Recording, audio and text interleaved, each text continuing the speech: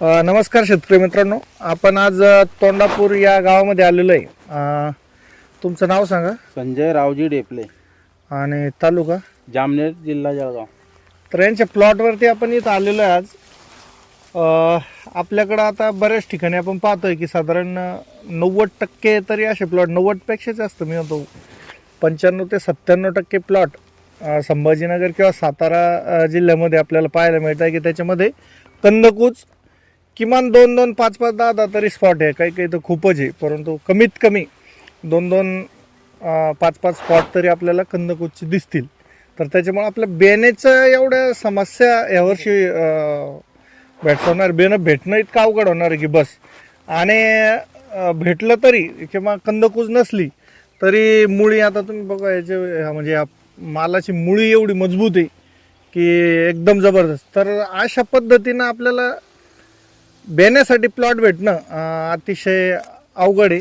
तर आपण नेमकं समजून घेऊ शेतकऱ्यांकडून की तुम्ही कसं नियोजन केलं. साहेब, आधी अगोदर तुम्ही सांगितल्याप्रमाणे आम्ही रूट डायमंड वगैरे याला मुळींची वाढ होण्यासाठी सोडलेलं होतं. त्याच्यानंतर आम्ही तुमचं ते प्रोटीन गोल्ड येतं एक, हो, ते दिलं.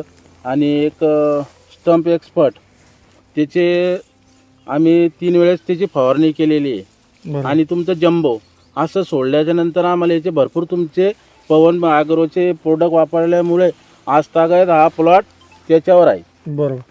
आता आमचे शिरसाट साहेब सुद्धा तुमच्याकडे कंटिन्यू येत होते.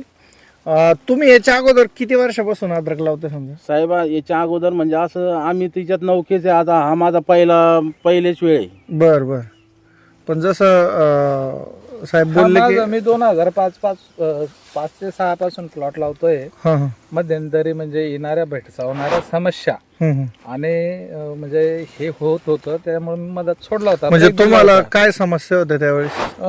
उत्पादन कमी, बरोबर, ही एक पहिला सुरुवातीची समस्या होती. त्यानंतर 14-15 पासून कंदकुजीची समस्या ही होती. मदत बंद केला.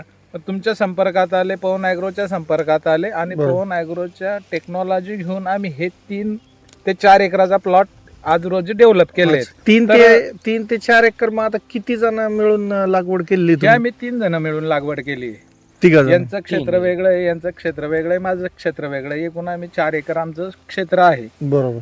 टोटल आमचे A to Z पवन ॲग्रोचे प्रॉडक्ट वापरले. अच्छा. आणि वापरण्याचं एकच कारण की आपण यात डोखंच लावायचं नाही. पवन ॲग्रो लावते, आपण लावायचं नाही. आमची एनर्जी अदर पिकात टाकली आम्ही. आमची केळी आहे, पपई आहे, त्यात टाकायची. तुम्ही पवन ॲग्रोचा अनुभव आहे, सल्ला आहे, त्यानुसार आम्ही चाललो. आणि आतापर्यंत तरी आम्ही समाधानी आहे, अतिसमाधानी आहे. एकदम बरोबर. मित्रांनो, त्यांचं असं म्हणणं होतं की बा जर आपल्याला एखाद्या पिकामध्ये प्रदीर्घ अनुभव नसेल तर ज्या शेतकऱ्यांना त्या फील्डचं किंवा त्या पिकाचं नॉलेज आहे त्यांचा सल्ला घेऊन, कारण आपण ऑलरेडी अगोदर शेतकरी, कंपनी हा तर आताचा विषय आहे, त्याच्यामुळे जो प्रदीर्घ अनुभव आपला स्वतःच्या शेतातला आहे तो निश्चित इतर शेतकऱ्यांच्या सुद्धा कामी येतो. आणि त्या पद्धतीनं वेळोवेळी आमचे शिरसाट साहेब इथं येऊन आणि त्यांनी आपल्या मार्गदर्शनाखाली हा प्लॉट डेव्हलप केला. आता यांचं म्हणणं होतं की बऱ्याच वेळेस आम्हाला कंदकूचचे सुद्धा तुम्ही तर नाही लागवड केली पण अण्णांनी केली, तर समजा तुम्हाला त्यावेळेस समजा कंदकूचचे प्रॉब्लेम भेडसावत होते, परंतु नियोजनबद्ध जर केलं तर तो प्रॉब्लेम सुद्धा येत नाही, असं यांच्या बोलण्यातून दिसून आलं. मित्रांनो, तुम्हाला कोणालाही शक्यतो आम्ही स्वतः इथलं बेणं घेऊन जाणार आहे, परंतु तुम्हालाही जर बेणं लागलं तर मला असं वाटतं बाकीचे प्लॉट पण चांगले आहे, तर इतर प्लॉटमधलं सुद्धा तुम्हाला बेणं मिळेल. आणि तुम्ही यांच्याशी संपर्क करून निश्चित तुम्ही बेण्याची खरेदी करू शकता. तुमचं नाव, मोबाईल नंबर सांगा, म्हणजे तुमच्याशी कोणाशी संपर्क केला तर? माझा नंबर 97 63 22 20 65. तर या नंबरला तुम्ही कॉल करून आणि बियाण्याचं तुम्ही यांच्याशी संपर्क करू शकता. त्याचं कसं नियोजन केलं तुम्ही? खताचं आपलं 42-47 1-2 वेळेस झालेलं आहे तुमचं पवन ॲग्रोचं. त्याच्यानंतर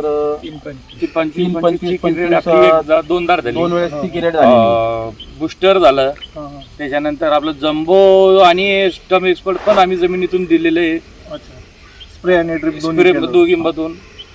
आणि मग आपलं अगोदर लागवडीच्या टायमाला आम्ही 12-61 वगैरे जसे जसे शिरसाळ साहेब बोलत गेले तसे तसं आम्ही मला सांग आता एक क्षेत्र किती आहे? हा 1 एकर क्षेत्र आणि 1 एकरचं बियाण्याचा खर्च बघा तर किती खर्च आला मग तुम्हाला आता? कारण तुम्ही जवळपास 70% आपलं पवन ॲग्रोच वापरलेलं आहे ना, तर एक अंदाजित खर्च किती आला असेल? असं तर अजून आम्ही बजेट काही लावलेलं नाहीये. तरी लमसम मिळलेलं आहे 1 लाख रुपयापर्यंत 1 लाखापर्यंत खर्च आला हा सगळं बेन सोडून समजा. बेन सोडून. बरोबर आहे. आणि अपेक्षित उत्पादन का तुम्हाला नाही सांगता येणार?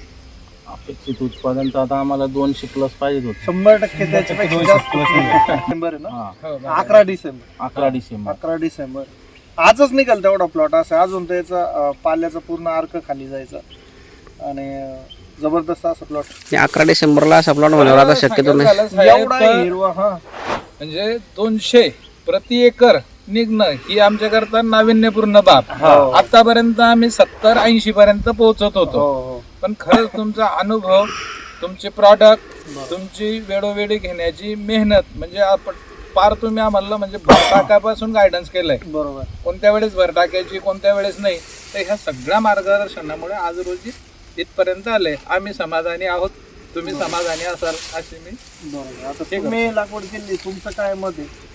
मत म्हणजे सर आमचं तर आम्ही 3 जण सोबतच होतो हो आणि जे काही केलं आम्ही पवन ॲग्रोकडून शिरसाळ साहेबाच्या मार्गदर्शनातून ते आम्ही केलेलं आहे. बरोबर. जितका म्हणजे आम्ही काही नाही का बा मी केलेलं आहे आणि संजू भाऊनं केलेलं नाही किंवा प्रताप भाऊनं केलेलं नाही, केलेलं तिघांना पण आहे. आज हे सोडायचं म्हणजे ते सोडायचं असं शिरसाळ साहेबांना सांगितलं की बा आपल्याला आज हे करायचं असेल तर आम्ही तेच केलेलं आहे बरोबर. असं. आणि आम्ही आता लोक म्हणजे जे आता लोक बघितले आमच्या परिसरातली बी, तर आज हे फक्त प्लॉट पाहूनच आम्ही आज असं मनाला मागच्या असं वाटतं का बा आम्ही यशस्वी झालेलो आहोत. आमचं कष्टाचं आम्हाला हे झालेलं आहे, आनंद येतो. आता कधी कधी काय होतं की समजा अनेक शेतकरी प्रोडक्टचा वापर करतात परंतु त्यांच्या मनानं काही चुका असतात किंवा ज्या वेळेला खत पाहिजे किंवा मुळीसाठी काही अन्नद्रव्य पाहिजे, बॅक्टेरियाचा वापर पाहिजे, ते त्या वेळेत होत नाही. तर आता यांचं कसं होतं की पूर्णपणे आपल्यावरती सोडून दिलं होतं की तुम्ही जे सांगाल ते आम्ही करतो, तुम्ही काही सांगा. वेळोवेळी केलं त्यांनी, पण ते सुद्धा महत्त्वाचं आहे. त्याच्यामुळं कधी कधी काय होतं की 1-2 प्रोडक्ट वापरून आणि इतर मग बाकीचं एकदम लो क्वालिटीचे काहीतरी खतं वगैरे वापरल्याच्या नंतर पाहिजे असे आपल्याला रिझल्ट पाहायला मिळत नाही. तर त्याच्यामुळं तुम्ही कोणतीही चांगल्या ब्रँडेड कंपनीचे जर खतं वापरले, मी असं नाही म्हणत की आपल्याच कंपनी वापरा, परंतु कोणत्याही कंपनीचे जर तुम्ही चांगल्या क्वालिटीचे खतं वापरले तर निश्चित उत्पादनामध्ये कधीही वाढ होते. तुमच्या कोणत्याही प्लॉटमध्ये तुम्हाला स्पॉट दिसणार नाही, कंदकुज दिसणार नाही जर नियोजनबद्ध आपण केलं तर. तर मित्रांनो, हा व्हिडिओ आपल्या इतर शेतकरी बांधवांना नक्की पाठवा आणि आपलं चॅनल देखील सबस्क्राईब करा. धन्यवाद.